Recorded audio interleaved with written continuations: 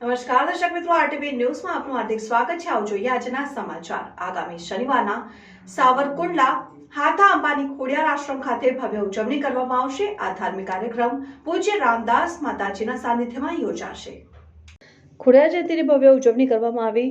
આગામી શનિવારના સાવરકુંડલા હાથા આંબાની ખોડિયાર આશ્રમ ખાતે ભવ્ય ઉજવણી કરવામાં આવશે. આ ધાર્મિક કાર્યક્રમ પૂજ્ય રામદાસ માતાજીના સાનિધ્યમાં યોજાશે. સાવરકુંડલા નાવલી નદી કાંઠે ડેમ પાસે આવેલ સુપ્રસિદ્ધ હાથા આંબાની ખોડિયાર મંદિરે આગામી તારીખ 17મી ફેબ્રુઆરી 2024ને શનિવાર માસુદ આઠમના દિવસે ભગવતી જોગમાયા ખોડિયાર માતાજીનું પ્રાગટ્ય દિવસની ધામધૂમપૂર્વક ઉજવણી કરવામાં આવશે.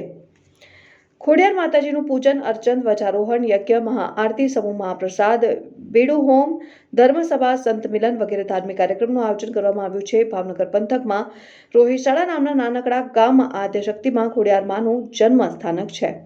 વિક્રમ સંવત 836માં સુદ આઠમના દિવસે ખોડિયાર માતાજીનું પ્રાગટ્ય થયું હતું.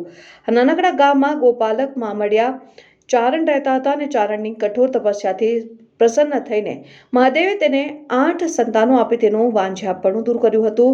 7 બહેનો અને એક ભાઈએ અહીંયા પારણામાં જન્મ લીધો અને સૌથી નાની બહેને જોગમાયા ખોડિયાર તરીકે ઓળખાયા. માતાજી ખોડિયાર કળિયુગમાં સાક્ષાત પરચાધારી છે. સૌની મનોકામના પૂરી કરનાર માતાજી મા ખોડિયારની જન્મ જયંતિ ખૂબ ધામધૂમથી અને ભક્તિભાવથી સાવરકુંડલા હાથા આંબાની ખોડિયાર મંદિરના સેવકો અને સ્થાનિકો દ્વારા ઉજવવામાં આવે છે. આ વર્ષે પણ તારીખ 17મી ફેબ્રુઆરીને શનિવારે મહાસુદ આઠમના દિવસે ભાવિક ભક્તો મા ખોડિયારની જન્મ જયંતિની ઉજવણી કરી માતાજીની કૃપા અને આશીર્વાદ મેળવશે તેમ હાથા આંબા ખોડિયાર આશ્રમ મહંત પરમ પૂજ્ય રામદાસ બાપુએ જણાવ્યું.